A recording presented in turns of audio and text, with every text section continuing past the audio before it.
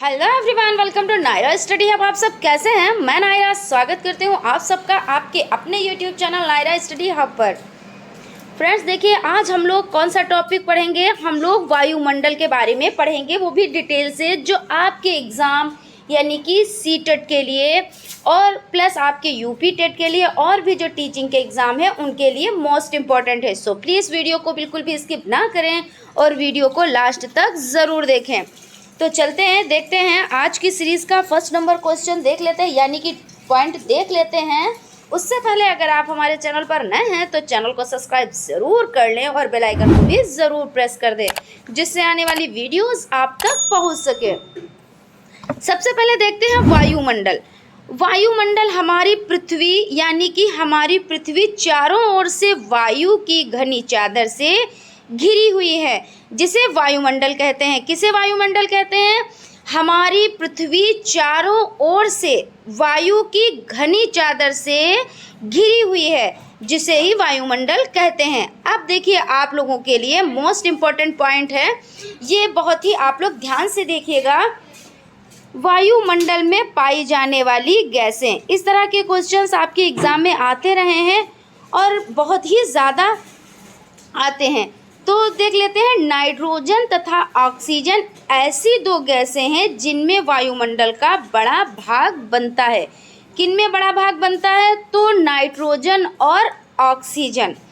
उसके बाद है नाइट्रोजन वायु में सबसे अधिक पाई जाने वाली गैस है, लगभग 78 यानी कि 78% जो गैस है वो नाइट्रोजन, यानी कि नाइट्रोजन वायु में सबसे अधिक पाई जाने वाली गैस है। कितने परसेंट है? तो 78% है। उसके बाद अगर ऑक्सीजन गैस की बात की जाए तो ऑक्सीजन गैस की मात्रा लगभग 21% है। कितनी है? तो 21%, यानी कि 21% पाई जाती है। उसके बाद आर्गन यानी आर्गन गैस की मात्रा लगभग 0.93% है। चलते हैं अगले पॉइंट की तरफ। कार्बन डाइऑक्साइड की मात्रा लगभग 0.03% हमारे वायुमंडल में पाई जाती है। उसके बाद है, इन अन्य सभी गैसों के अलावा धूल के छोटे छोटे कण भी हवा में मौजूद होते हैं। अब देख लेते हैं जो मोस्ट इम्पॉर्टेंट पॉइंट है, यानी कि मोस्ट इम्पॉर्टेंट है नाइट्रोजन। ये देखिए, अभी चर्चा हो चुकी है कि 78% पाई जाती है, तो इसके बारे में डिटेल में बातचीत कर लेते हैं। तो नाइट्रोजन वायु में सर्वाधिक पाई जाने वाली गैस है। जब हम सांस लेते हैं तब फेफड़ों में कुछ नाइट्रोजन भी ले जाते हैं और फिर उसे बाहर निकाल देते हैं, परंतु पौधे को अपना जीवन यानी अपने जीवन के लिए नाइट्रोजन की आवश्यकता होती है। वे सीधे वायु से नाइट्रोजन नहीं ले पाते। मृदा तथा कुछ पौधों की जड़ों में रहने वाले जीवाणु वायु जैसे नाइट्रोजन लेकर इसका स्वरूप बदल देते हैं, जिससे पौधे इसका प्रयोग कर सकें। अब ऑक्सीजन के बारे में देख लेते हैं। ऑक्सीजन कितनी पाई जाती है? तो ऑक्सीजन की मात्रा 21 यानी कि 21% होती है। कितनी होती है? तो 21% होती है। ऑक्सीजन वायु में प्रचुरता से मिलने वाली दूसरी गैस है। मनुष्य तथा पशु सांस लेने में वायु से ऑक्सीजन प्राप्त करते हैं और हरे पादप द्वारा ऑक्सीजन उत्पन्न करते हैं। इस प्रकार वायु में ऑक्सीजन की मात्रा समान बनी रहती है। यदि हम वृक्ष काटते हैं तो यह संतुलन बिगड़ जाता है। किससे यह संतुलन बिगड़ जाता है? तो वृक्ष काटने से यह संतुलन बिगड़ जाता है। कार्बन डाइऑक्साइड की बात की जाए तो कार्बन डाइऑक्साइड हरे पादप अपने भोजन के रूप में कार्बन डाइऑक्साइड का उपयोग करते हैं और ऑक्सीजन वापस देते हैं। मनुष्य और पशु कार्बन डाइऑक्साइड बाहर निकालते हैं। मनुष्य तथा पशुओं द्वारा बाहर छोड़ी जाने वाली कार्बन डाइऑक्साइड की मात्रा पादपों द्वारा प्रयोग की जाने वाली गैस के बराबर होती है। इससे यह संतुलन बना रहता है, परंतु संतुलन कोयला तथा खनिज तेल आदि ईंधनों के जलाने से गड़बड़ा जाता है। वे वायुमंडल में प्रतिवर्ष करोड़ों टन कार्बन ऑक्साइड की यानी बढ़ोतरी करते हैं। परिणाम स्वरूप कार्बन डाइऑक्साइड की बढ़ोतरी करते हैं। परिणाम स्वरूप कार्बन डाइऑक्साइड का बढ़ा हुआ आयतन पृथ्वी पर मौसम तथा जलवायु को प्रभावित करता है। देखिए इसमें क्या बताया गया, इसमें ये बताया गया है कि जो कार्बन डाइऑक्साइड गैस होती है तो वो क्या होती है कि मनुष्य और जानवरों के द्वारा छोड़ी जाती है और हरे पौधों का वो भोजन बन जाती हैं। और जो हरे पौधे होते हैं वो कौन सी गैस छोड़ते हैं, तो वो ऑक्सीजन गैस। तो इसका अपोजिट हो जाता है, यानी कि जो मनुष्य है वो ऑक्सीजन गैस ग्रहण करते हैं और जो पेड़ पौधे हैं वो कार्बन डाइऑक्साइड ग्रहण करते हैं, यानी कि उनका भोजन है। यानी कि एक चक्र हो जाता है कि अपोजिट होता है, उल्टा होता है। मनुष्य क्या करता है, ऑक्सीजन ग्रहण करता है और पेड़ पौधे कार्बन डाइऑक्साइड ग्रहण करते हैं। उसके बाद चलते हैं नेक्स्ट पॉइंट की तरफ। कार्बन डाइऑक्साइड वायुमंडल में फैलकर पृथ्वी से विकिरित ऊष्मा को पृथ्वी पर रोककर ग्रीन हाउस प्रभाव पैदा करती है, इसलिए इसे ग्रीन हाउस भी कहते हैं। और इसके अभाव में धरती इतनी ठंडी हो जाती है कि इस पर रहना असंभव होता है। किंतु जब कारखानों एवं कार के धुएं से वायुमंडल में इसका स्तर बढ़ता है तब इस ऊष्मा के द्वारा पृथ्वी का तापमान बढ़ता है। इसे भूमंडलीय तापन यानी भूमंडलीय तापन कहते हैं। तापमान में इस वृद्धि के कारण पृथ्वी के सबसे ठंडे प्रदेश में जमी हुई बर्फ पिघलती है, जिसके परिणाम स्वरूप समुद्र से जल स्तर में वृद्धि होती है, जिसमें तटीय क्षेत्रों में बाढ़ आ जाती है। अब देख लेते हैं वातावरण में प्राकृतिक रूप में पाई जाने वाली ग्रीन हाउस गैसें। आप लोगों के लिए मोस्ट इम्पोर्टेंट हो जाता है, इसलिए आप लोग बहुत अच्छे से इसे देखिएगा। कार्बन डाइऑक्साइड CO2 सबसे प्रमुख ग्रीन हाउस गैस है। मीथेन CH4, फिर उसके बाद है जल वाष्प और नाइट्रस ऑक्साइड यानी कि N2O हो जाती है। और इसमें फ्लुओरीनीकृत गैसें। अब वायुमंडल की संरचना की बात कर लेते हैं। तो वायुमंडल की संरचना में हमारा वायुमंडल 5 परतों में विभाजित है। कितने परतों में विभाजित है, तो 5 परतों में विभाजित है। और जो पृथ्वी की सतह से आरंभ होती है, तो किससे आरंभ होती है, तो पृथ्वी की सतह से आरंभ होती है। सबसे पहले हम लोग देख लेते हैं जो 5 यानी कि 5 परतें हैं उनके नाम देख लेते हैं सीरियल वाइज। उसके बाद डिटेल में इस पे चर्चा करते हैं। क्षोभ मंडल, उसके बाद है समताप मंडल, उसके बाद है मध्य मंडल और उसके बाद है बाह्य वायुमंडल जिसे आयन मंडल भी कहते हैं और हो जाता है बहिर्मंडल। इसको देखिए सीरियल वाइज पढ़ना होता है, ये नहीं कि पहले क्षोभ मंडल है फिर मध्य मंडल है फिर बहिर्मंडल है, ऐसा नहीं है।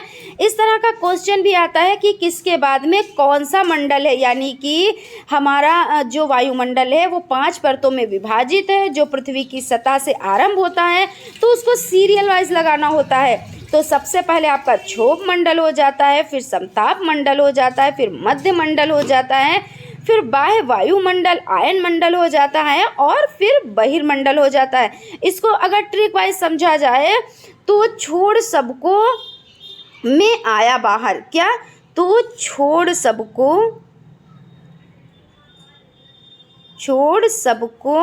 मैं आया बाहर। ट्रिक से क्या होता है, चीज़ें आसानी से याद हो जाती है, इसमें कन्फ्यूज़न नहीं रह जाती है। तो देखिए छोड़ से हो जाता है क्षोभ मंडल, क्या हो जाता है, छोड़ से हो जाता है क्षोभ मंडल। समताप मंडल देखिए सबको से हो जाता है समताप मंडल और मध्य मंडल आपका मैं से हो जाता है मध्य मंडल और बाह्य मंडल यानी बाह्य वायुमंडल या आयन मंडल। तो जो बाह्य वायुमंडल है उसी का दूसरा नाम आयन मंडल है। तो आया मतलब आयन मंडल मतलब आया और बाहर यानी बहिर्मंडल, तो छोड़ सबको मैं आया बाहर। आप इस ट्रिक से आप इसको आसानी से याद रख सकते हैं, इसमें फिर कोई कन्फ्यूज़न नहीं होगी। उसके बाद हम इनको डिटेल से पढ़ लेते हैं। क्षोभ मंडल को सबसे पहले हम इसके बारे में थोड़ा सा देख लेते हैं, जो आप लोगों के एग्ज़ाम के लिए मोस्ट इम्पॉर्टेंट है। सो प्लीज़ वीडियो को बिल्कुल भी स्किप ना करें और वीडियो को लास्ट तक ज़रूर देखें। और अगर आप हमारे चैनल पर नए हैं तो चैनल को सब्सक्राइब ज़रूर कर लें और बेल आइकन को भी ज़रूर प्रेस कर दें। तो क्षोभ मंडल है आपका, सबसे पहली जो परत है वो है क्षोभ मंडल। यह परत वायुमंडल के सबसे महत्वपूर्ण परत है। इसकी औसत ऊंचाई 13 किलोमीटर है। हम इसी मंडल में मौजूद वायु में सांस लेते हैं। मौसम की लगभग सभी घटनाएं जैसे वर्षा, कोहरा, आंधी, तूफान एवं ओलावर्षण इसी परत के अंदर होती है। ये हो गई आपकी क्षोभ मंडल की बात। क्षोभ मंडल देखिए क्या है कि यह परत वायुमंडल की सबसे महत्वपूर्ण परत होती है और इसकी औसत ऊंचाई कितनी है, तो इसकी औसत ऊंचाई 13 किलोमीटर है। ठीक है ना। अब चलते हैं, अब इसके बाद क्या है, छोड़ सबको। तो सबको में समताप मंडल हो जाता है। तो समताप मंडल में क्षोभ मंडल के ऊपर का भाग समताप मंडल कहलाता है। यह लगभग 50 किलोमीटर की ऊंचाई मध्य सीमा तक फैला है। कितनी, यानी कि देखिए जो आपका समताप मंडल है वो लगभग 50 किलोमीटर और पहला जो आपका था यानी कि क्षोभ मंडल तो वो 13 किलोमीटर और आपका समताप मंडल हो जाता है 50 किलोमीटर की ऊंचाई मध्य सीमा तक फैला है। यह परत बादलों एवं मौसम संबंधी घटनाओं से लगभग मुक्त होती है। इसके फलस्वरूप यहाँ की परिस्थितियों हवाई जहाज उड़ाने के लिए आदर्श होती है। उसके बाद आपका है, देखिए नेक्स्ट पॉइंट है इसी समताप मंडल में। समताप मंडल की एक महत्वपूर्ण विशेषता यह है कि इसमें ओजोन गैस की परत होती है। यह परत सूर्य से आने वाली हानिकारक गैसों से हमारी रक्षा करती हैं। कौन सी, तो समताप मंडल। हानिकारक किरणें जैसे जो आपकी पराबैंगनी किरणें हो जाती हैं और सबसे खतरनाक किरण यूवीसी, इसमें स्किन का कैंसर होता है यानी कि त्वचा का कैंसर। इसको रोकने का कार्य करती है ओजोन गैस की परत। ओजोन दिवस कब मनाया जाता है, तो ओजोन दिवस देखिए 16 सितंबर को मनाया जाता है। आप लोगों के लिए मोस्ट इम्पॉर्टेंट है। ओजोन दिवस कब मनाया जाता है, तो 16 सितंबर को मनाया जाता है। और ओजोन परत की मोटाई मापी जाती है तो डोप्सन से। किससे नापी जाती है, तो डोप्सन से मापी जाती है। उसके बाद क्या है, आप देख लें, छोड़ सबको में आया बाहर। तो छोड़ सबको में, तो में से हो जाता है मध्यमंडल। तो मध्यमंडल में देख लेते हैं, यह वायुमंडल की तीसरी परत है। यह समताप मंडल के ठीक ऊपर होती है। यह लगभग 80 किलोमीटर की ऊंचाई तक फैली। देखिए जो आपकी पहली है तो वो कितनी है, तो वो आपकी 13 किलोमीटर है। उसके बाद जो दूसरी आपकी परत हो जाती है वो आपकी 50 किलोमीटर हो जाती है और जो आपकी तीसरी है तो वो आपकी हो जाती है 80 किलोमीटर की ऊंचाई तक फैली है। देखिए क्रम वाइज आप इसको अच्छे से याद रख सकते हैं, इसमें कन्फ्यूज़न का कोई सवाल ही नहीं उठता। अंतरिक्ष में यानी अंतरिक्ष से प्रवेश करने वाले उल्कापिंड इस परत में आने पर जल जाते हैं। क्या हो जाते हैं, तो अंतरिक्ष से प्रवेश करने वाले उल्कापिंड इस परत में आने पर जल जाते हैं। उसके बाद देखिए आपका कौन सा है, छोड़ सबको में, तो आपका में हो गया। और उसके बाद क्या है, छोड़ सबको में आया बाहर। तो आयन मंडल यानी कि बाह्य मंडल या आयन मंडल भी आप इसको कहते हैं। तो इसके दो नाम है, आप लोग ध्यान रखिएगा। तो आयन मंडल में आया से मतलब आयन मंडल। तो बाह्य वायुमंडल में बढ़ती ऊंचाई के साथ तापमान अत्यधिक तीव्रता से बढ़ता है। आयन मंडल इस परत का एक भाग है। यह 80 से 400 किलोमीटर तक फैला है। कितने किलोमीटर तक फैला है, तो 80 से 400 किलोमीटर तक फैला है। रेडियो संचार के लिए इस परत का उपयोग किया जाता है। अब देखिए क्वेश्चन आपका आ सकता है कि रेडियो संचार के लिए कौन सा, तो आयन मंडल या आपका बाह्य मंडल। बाह्य वायुमंडल या आयन मंडल एक ही होता है।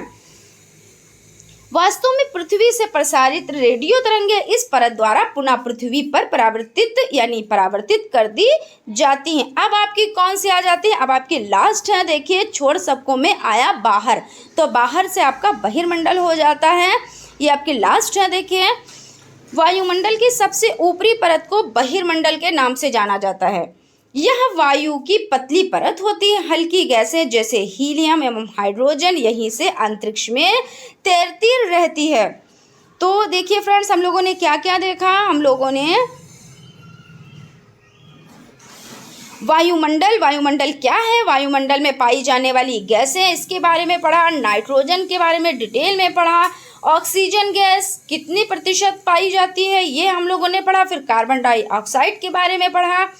और देखिए वातावरण में प्राकृतिक रूप से पाई जाने वाली ग्रीन हाउस गैसें, इसके बारे में देखा। फिर वायुमंडल की संरचना आप लोगों के लिए मोस्ट इम्पॉर्टेंट है। इसको सीरियल वाइज जैसे क्षोभ मंडल, सप्ताह मंडल, मध्य मंडल, बाह्य वायुमंडल या आयन मंडल या बहिर्मंडल, इसको इसके जो ट्रिक वाइज इसको बताया गया है, क्योंकि ट्रिक वाइज चीज़ें आसानी से याद हो जाती हैं। तो आप लोग इस ट्रिक को भी याद रखिएगा, क्योंकि ये एग्ज़ाम के टाइम बहुत ही काम आने वाली है। उसके बाद आपका हमने क्षोभ मंडल को डिटेल में पढ़ा, समताप मंडल को पढ़ा डिटेल में। उसके बाद मध्य मंडल को डिटेल में पढ़ा, और बाह्य वायुमंडल या आयन मंडल आप इसको कहें, क्योंकि इसके दो नाम हैं, आप लोग ये भी याद रखिएगा। फिर उसके बाद बहिर्मंडल को हम लोगों ने देखा। सो फ्रेंड्स, आज यहीं तक। नेक्स्ट वीडियो में नेक्स्ट टॉपिक पर मिलते हैं। फ्रेंड्स, अगर आप लोगों को वीडियो अच्छी लगी तो प्लीज़ एक लाइक ज़रूर कर दीजिएगा, और हमारे चैनल को लाइक कीजिए, सब्सक्राइब कीजिए और बेल आइकन को ज़रूर प्रेस कर दीजिए, जिससे आने वाली वीडियोस आप तक पहुंच सकें। Thank you.